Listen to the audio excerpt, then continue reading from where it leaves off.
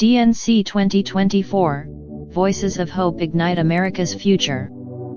In a powerful display of unity and vision, four influential Democrats took the stage at the 2024 Democratic National Convention, each delivering a stirring message that echoed the party's commitment to progress, freedom, and the American dream.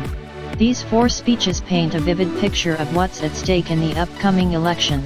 Join us as we delve into these rousing calls to action, each offering a unique perspective on the path forward for our nation. Clinton's rallying cry, the stakes of 2024 and Harris's promise. Every 4 years we get to change the requirements for the job. So here's what I'm thinking. Will this president take us backward or forward? Will this president give kids a brighter future? It depends. Will this president bring us together or tear us apart? We, the people, have a decision about these kinds of questions. And every 4 years it's a little different. People say, here are our problems, solve them. Here are our opportunities, seize them.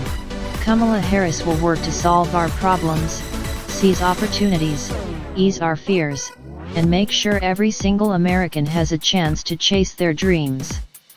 When Kamala Harris is president, every day will be about you, not me. Do you want to build a strong economy from the bottom up and the middle out, or spend the next 4 years talking about one man's grievances? We need affordable health care, stronger alliances, and an America that's more joyful, inclusive, and future-focused. If you vote for this team, you will be proud of it for the rest of your life. Your children and grandchildren will be proud of it. Pelosi's rallying cry, democracy's defenders, and Harris's promise. January 6th was a perilous moment for our democracy. Never before had a president so brazenly assaulted the bedrock of our democracy, so lethally embraced political violence, to willfully betray his oath of office. Let us not forget who assaulted democracy on January 6th. He did. But let us not forget who saved democracy that day. We did. The parable of January 6th reminds us that our democracy is only as strong as the courage and commitment of those entrusted with its care. We must choose leaders who believe in free and fair elections, who respect the peaceful transfer of power. The choice couldn't be clearer. Those leaders are Vice President Harris and Governor Walz. Now in this election, we are called upon to do the same, to stand together, to reject autocracy, to choose democracy. And we will do so by electing a Democratic House with Hakeem Jeffries as Speaker, electing a Democratic Senate, electing Tim Walz as Vice President, and Kamala Harris as President of the United States.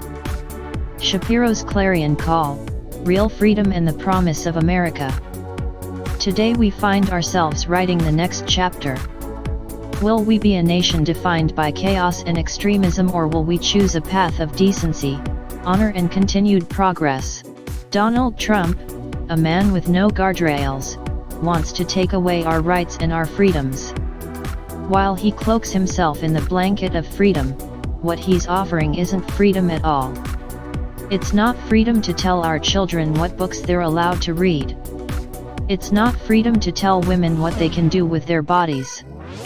And it sure as hell isn't freedom to say you can go vote, but he gets to pick the winner. Democrats, we are the party of real freedom. Real freedom comes when that child has a great public school with an awesome teacher because we believe in her future. Real freedom comes when we invest in the police and in the communities so that child can walk to and from school and get home safely to her mama. You know, Kamala and Tim's names may be on the ballot, but it's your rights, it's our rights, it's our future and freedoms that are on the line. Walz's heartland values, a call for unity and real freedom. We're all here tonight for one beautiful, simple reason. We love this country.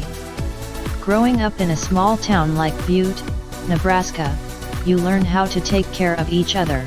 That family down the road, they may not think like you do, they may not pray like you do, they may not love like you do, but they're your neighbors. And you look out for them, and they look out for you. Everybody belongs, and everybody has a responsibility to contribute.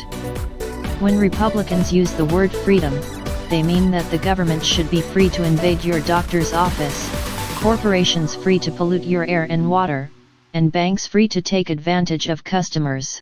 But when we Democrats talk about freedom, we mean the freedom to make a better life for yourself and the people that you love.